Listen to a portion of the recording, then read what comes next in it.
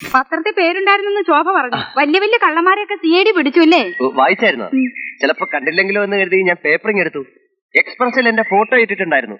പിടികൂടപ്പെട്ട കഞ്ചാവ് ലോറിക്കടുത്ത് CID രാംദാസനും സംഘവും എന്ന അടിക്കുറിപ്പോടുകൂടി. ഇതെങ്ങനെയാ കുഞ്ഞ് ഇതൊക്കെ കണ്ടുപിടിക്കുന്നേ? അതമ്മേ, ഞങ്ങൾക്ക് ഈ ട്രെയിനിങ് കിട്ടിയിട്ടുണ്ട്. പിന്നെ സംശയം തോന്നുന്നവരെ വെടിവെച്ച് കൊല്ലാനുള്ള അധികാരമുണ്ട്.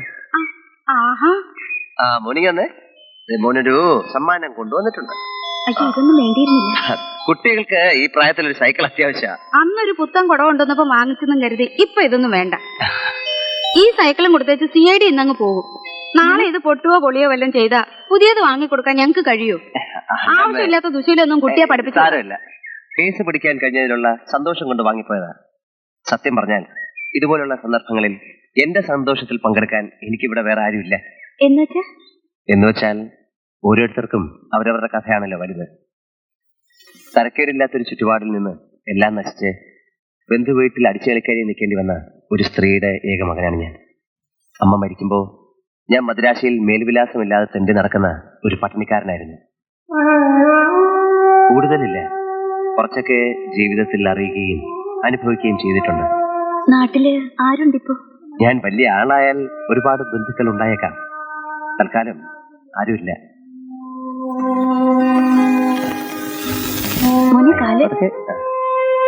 പോകാൻ ധൃതിയില്ല.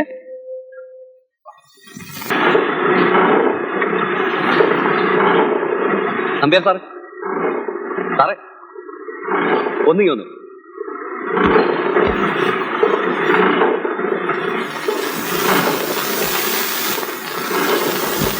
കള്ള പാസ്പോർട്ട് കിട്ടിയില്ല.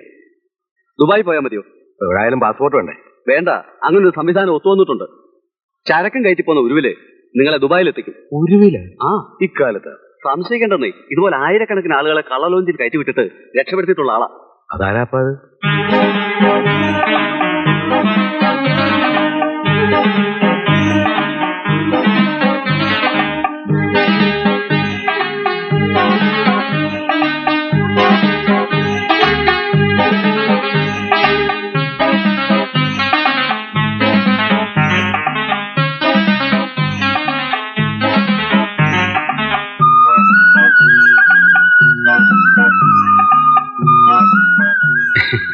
ഇതാ ഞാൻ പറഞ്ഞ ആള്.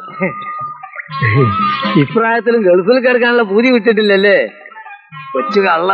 എന്റെ മകന്റെ കല്യാണം അടുത്താഴ്ച ഷാർജ വെച്ച് നടക്കുക.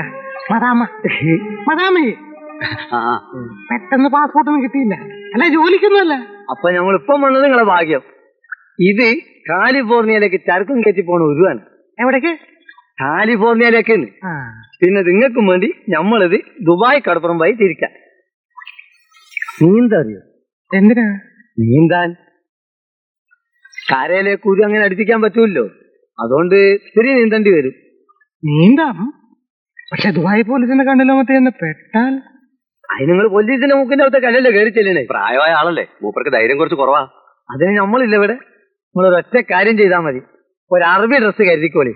കര വറ്റ ഉടനെ അതിട്ട് അങ്ങോട്ട് നടക്കുക. പിന്നെ അത്യാവശ്യം അല്ലറ ചില്ലറ അറബി വാക്കുകൾ ഞാൻ അപ്പൊ പഠിപ്പിച്ചുതരാം. അപ്പൊ പിന്നെ പ്രശ്നമില്ല. അറബികളെ അറബി പോലീസ് പിടിക്കേണ്ട ആവശ്യമില്ലല്ലോ. എന്നാലും അറബി ഭാഷയൊക്കെ പെട്ടെന്ന് അങ്ങനെ ഒന്നുമില്ല. ഇപ്പൊ പഠിപ്പിച്ചുതരാം. അസ്സലാമു അലൈക്കും പറഞ്ഞാട്ടെ. അസല് അസ്സലാമു അസ്സലാമു അലൈക്കും അലൈക്കും അസ്സലാമു അലൈക്കും അസ്സലാമു അലൈക്കും വ അലൈക്കും മുസലാം വ വ അലൈക്കും മുസലാം അലൈക്കും മുസലാം. മതി മതിന്ന് ശരി മതി. അപ്പം അറബിക്കുപ്പായും പൈസ ആയിട്ട് വെള്ളിയാഴ്ച രാത്രി ഇങ്ങോട്ട് പോരണം. ഈ വെള്ളിയാഴ്ചയുടെ പ്രത്യേകത എന്തെന്ന് എനിക്ക് മനസ്സിലായില്ല. എത്രയോ പ്രാവശ്യം ഞാൻ ഈ ബുൾഫിഞ്ചിന്റെ സ്വരം കേട്ടിട്ടുണ്ട്. അങ്ങ് അകലെ ഒരു വിദൂര സ്വപ്നം പോലെ അവയുടെ ചിറകിന്റെ വർണ്ണം ഞാൻ അറിഞ്ഞിട്ടുണ്ട്. അതെല്ലാം വെള്ളിയാഴ്ചകൾ മാത്രമായിരുന്നെന്ന് ഇപ്പോഴാണ് ഞാൻ ഓർമ്മിച്ചെടുത്തത്. അപ്പോ മറ്റു ദിവസങ്ങളിൽ അവ ഏതോ അജ്ഞാത പ്രദേശങ്ങളിൽ അലയുന്നുണ്ടാവണം. ഉണ്ടാവണം. ഈ വെള്ളിയാഴ്ച രാത്രി നമ്മൾ എല്ലാ സന്നാഹങ്ങളോടും കൂടി പുറപ്പെടും. അയലൻഡിൽ ചെല്ലും, ബുൾഫിഞ്ചിനെ കണ്ടെത്തും.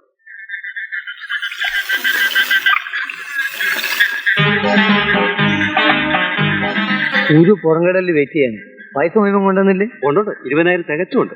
ആ കെട്ടിനെടുത്തോളി. ആളാകെ മാറിപ്പോയല്ലോ. ഇതെന്തിനാണ് വായ അറബിക്കുപ്പായ ഇപ്പൊ തന്നെ വലിച്ചു കയറ്റിക്കുന്നത്? അത് ഒരു പ്രാക്ടീസ് കിട്ടിക്കോട്ടെ വിചാരിച്ച. ഇത് പോരെ? പോരെന്നോ? മോശതയാന്ന് വിചാരിക്കരുത്. അസ്സൽ അറബി. ഒന്നും വിചാരിക്കരുത്. നിങ്ങളെ നമുക്ക് വിശ്വാസത്തിലേക്കല്ല. കഴിഞ്ഞ പ്രാവശ്യം ഒരു പാർട്ടിനെ ഫുൾ എമൗണ്ട് ഉണ്ട് എന്ന് പറഞ്ഞിട്ട് ഒരു കയറ്റി. പെണ്ണി നോക്കുമ്പോ 2000 ഉറുപ്പ്യ കുറവ്. വെറുതെ നടുക്കടലിൽ വെച്ച് ഒരു കച്ചറ വേണ്ടല്ലോ എന്ന് ചിറ്റാണ് ഇത് ഞാൻ എണ്ണു. എന്നിക്കോ?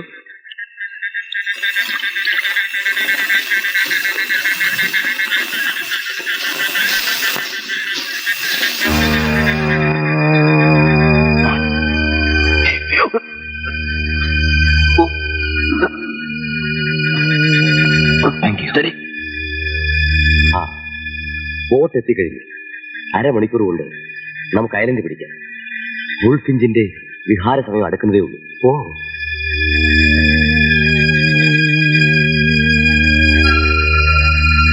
അന്ന് കഞ്ചാവ് ലോറിയിൽ നിന്ന് രക്ഷപ്പെട്ടതുപോലെ ഇന്നവനെ ഞാൻ വെറുതെ വിടില്ല.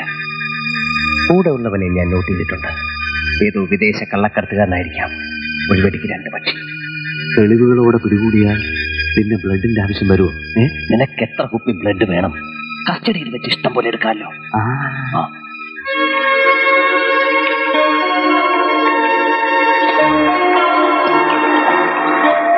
ഓഹോ, പുറംകടലിലേക്കാണല്ലേ വിജയ?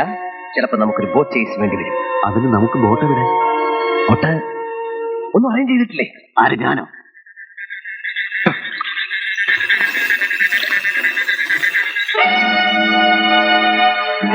അതാ ഒരു ബോട്ട്. ഹലോ, ഒന്നിക്കണേ.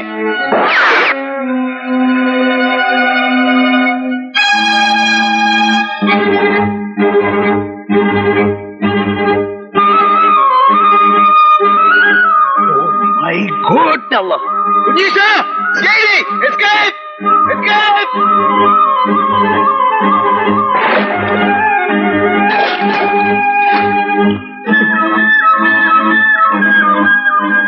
ഗഫൂർ ഖാൻ.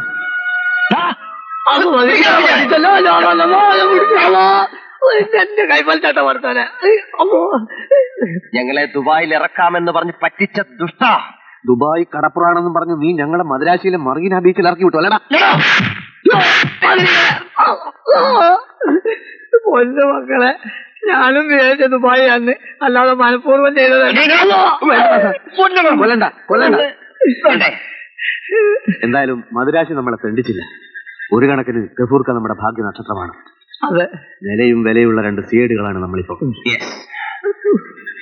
സിഐഡികൾക്ക് വേണമെങ്കിൽ ആരെയും എപ്പോഴും കൊല്ലാം. അതുകൊണ്ട് ജീവനിൽ കൊതിയുണ്ടെങ്കിൽ ഞങ്ങളോടൊന്ന് വാങ്ങിച്ച പൈസ തിരിച്ചാ. ജീവനിൽ കൊതിയുണ്ട്, പക്ഷെ പൈസ ഇല്ല. ഇതെന്താണ് തന്റെ കയ്യില്? അത് മുറുക്കാൻ മതിയാണ്. കാണട്ടെ.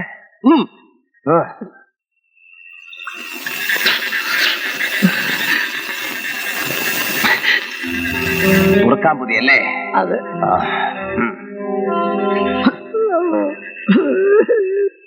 പൊന്നു കുട്ടികളെ പൈസ കൂട്ടാൻ മറ്റൊരു കുടുംബം